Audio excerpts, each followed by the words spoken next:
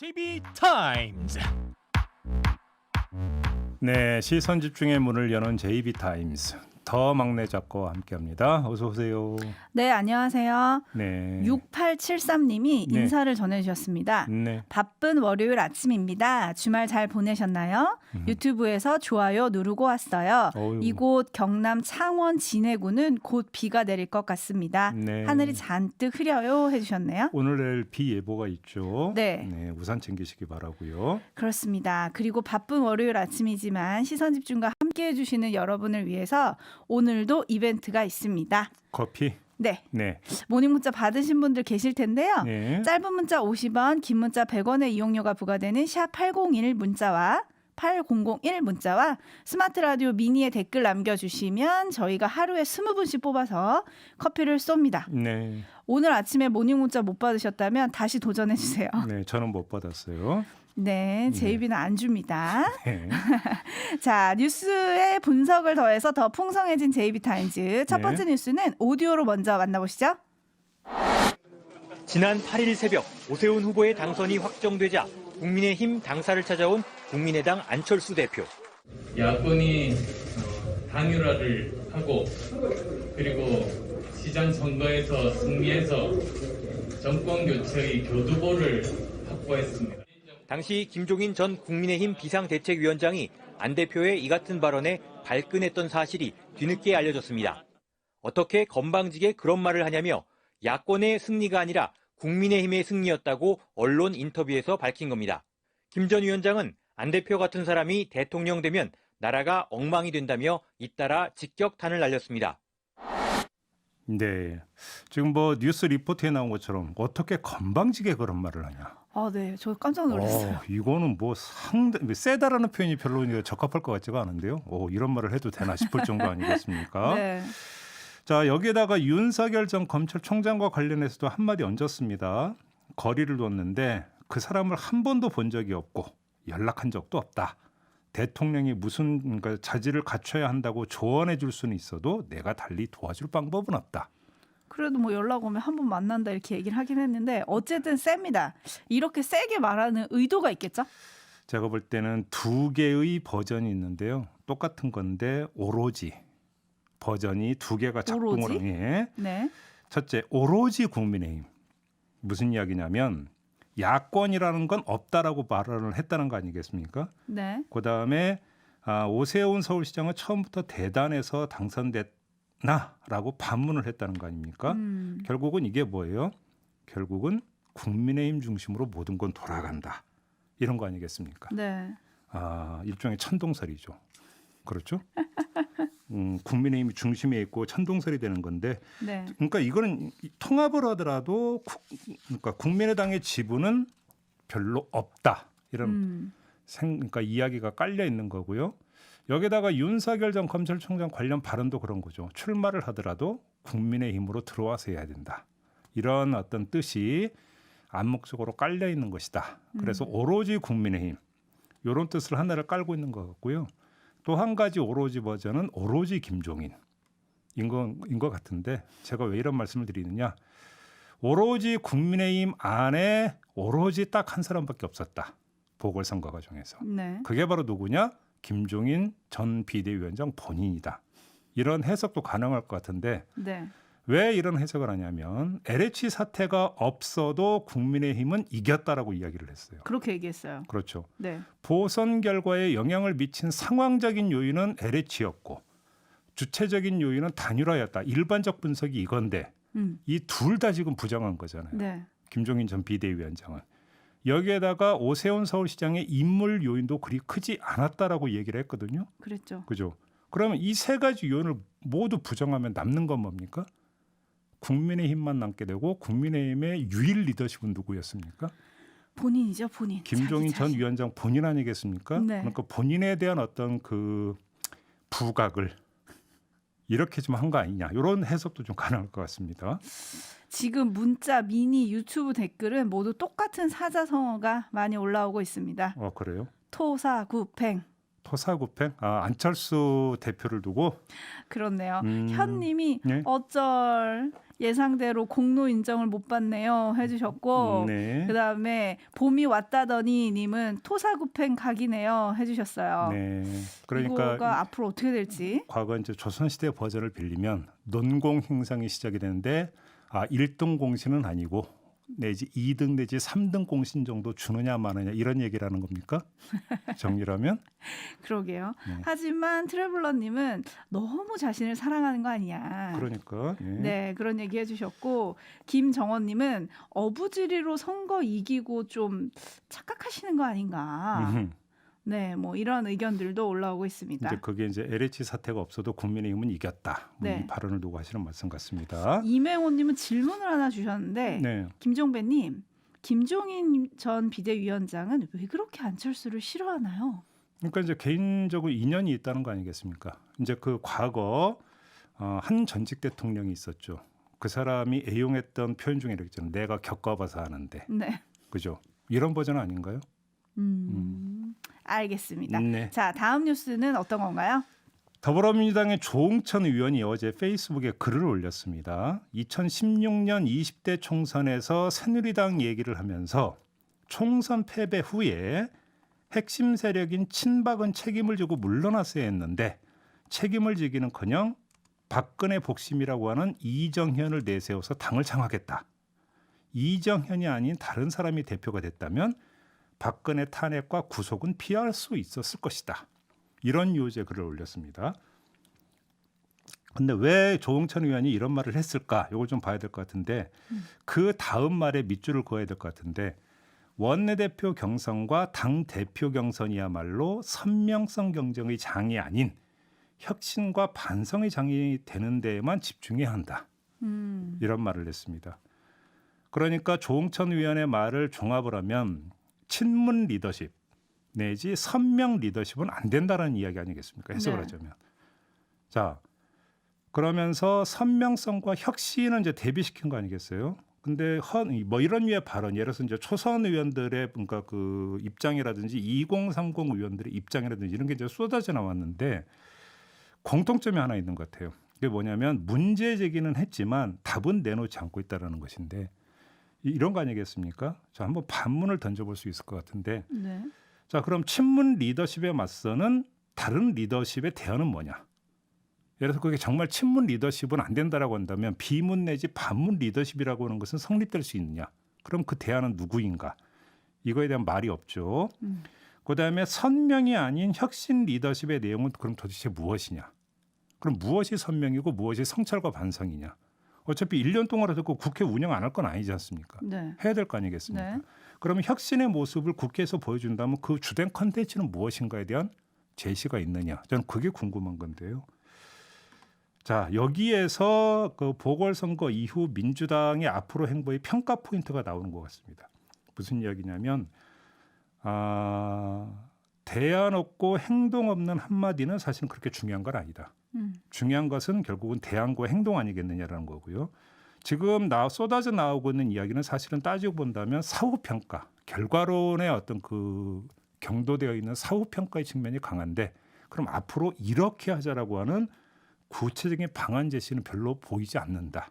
요 점을 지적을 하면서 드리는 말씀입니다. 말보다는 행동이 좀 필요하고 비판과 반성보다는 대안 있는 지금 방향 제시가 중요하다 이런 말씀이신 거죠? 네.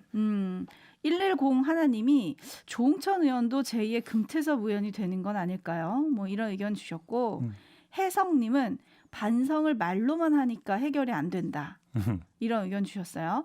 그리고 강상규님은 내년 민주당은 서울시장에서 이기려면 새로운 인물 영입이 필요합니다. 이번 후보는 약했습니다. 서울시장 내년 지방선거 말씀하시는 거예요? 저는 그래서 순간적으로 내년 대선 얘기하는 건데 왜 서울시장 얘기는 그게 서울시장에 아니고. 말씀하셨어요. 이번에 예. 좀 인물이 약했다. 뭐 이런 의견을 또 주고 계시네요. 네. 네, 민주당이 어디로 갈지는 저희가 또 인터뷰가 오늘 준비돼 있죠. 3부에서 홍영표 의원과 인터뷰가 예정이 되어 있습니다. 당대표 출마를 준비하고 있다 뭐 이런 보도가 많이 나오고 있잖아요. 네. 아무튼 보궐선거 패배 이후에 쏟아지고 있는 어떤 그 주장들에 대해서 홍영표 의원은 어떻게 생각하는지 3부에서 좀 들어보겠습니다. 네, JB타임즈 다음 뉴스는 어떤 겁니까? 법원이 편의점에서 행패를 부린 40대 2명에게 각각 벌금 400만 원을 선고를 했거든요. 이게 스토리가 어떻게 되는 거냐면 네.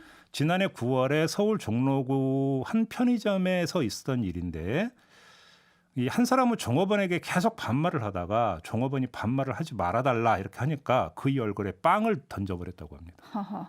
그다음에 일행이었던 다른 40대는 종업원의 얼굴을 수차례 때렸다고 그래요. 그래서 이제 그 기소가 된 건데 아 이거는 갑질이라고 표현해도 안 될 것 같아요. 제가 볼 땐 갑질이 아니라 이건 찌질한 거죠. 그렇지 않습니까? 네. 근데 뭐 이거는 사실 뭐 워낙 찌질한 행위이기 때문에 논하고 평할 가치도 제가 볼 때는 없다고 보고요. 눈길을 끄는 건 법원의 형량 이유인데 왜 벌금 400만 원을 선고를 했을까? 네. 그대로 읽어드리면 이건 뭐 보도에 기초해서 이제 그 인용해드리는 건데 피고인들이 동정범죄로 여러 차례 처벌을 받은 전력이 있는 점 그리고 한두 번이 아니군요. 네, 범행을 시인하며 반성하고 있는 점 등 사정을 고려해서 형량을 정했다. 에? 재판부가 이렇게 밝혔다라는 거잖아요. 에? 그래서 두 가지. 자, 그래서 한번 제가 물어보고 싶은데 아니 그래서 형량을 줄여줬다라는 겁니까? 늘렸다라는 겁니까? 잠깐만요. 다시 복기를 해볼게요. 예. 피고인들이 동종 범죄로 여러 차례 처벌을 받은 전력이 있는 점, 이러면 형량이 올라가야 되는 거죠. 범행을 시인하며 반성하고 있는 점 그러면 형량을 좀 깎아줘야 되는 거죠. 어떻게 했다는 거지? 그래서 제가 물어보는 거예요. 그래서 형량을 줄였다라는 거예요, 늘렸다라는 거예요, 도대체? 모르겠는데 이 두 가지 사유가 조화를 이룰 수가 있는 겁니까? 아니요, 반대되는 것 같은데. 아니 그러면 여러 차례 같은 범죄를 저질렀다면 반성하는 태도의 진정성을 과연 믿을 수 있는 겁니까? 아니 습관적 반성 아니신가 이 정도면? 그러니까 저는 궁금해서 한번 되묻는 거예요. 이게 네. 도대체 이걸 어떻게 해석을 해야 되는 건지 잘 이해가 안 돼서.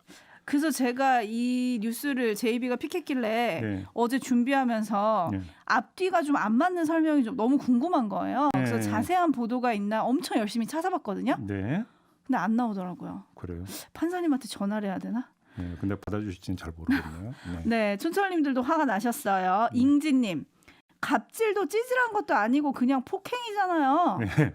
김정원님은 갑질할 데가 없어서 편의점 알바생한테 갑질을 하냐? 그러니까 찌질하다고 하는 얘기예요, 제 얘기가. 아니 편의점 직원이 봉지에 넣어드릴까요 하니까 이 사람이 그랬다잖아요. 그럼 들고 가냐? 그러니까. 참. 아 왜 아침부터도 열받으시네. 열받네. 리바이어스님이 네. 아 이건 징역 아니야? 음. 벌금 너무 아깝다. 뭐 음. 이런 식으로 지금 많이들 화를 내주시고 계신데 예. 아, 마지막 뉴스도 약간 분노 게이지가 올라가는 것 같은데 음. 일단 오디오로 먼저 만나보시죠. 세월호 참사 당일 해경 헬기가 해상에서 구조한 단원고 학생 임경빈 군을 뒷전에 두고 해경청장 등 간부들을 태운 것으로 드러났는데요.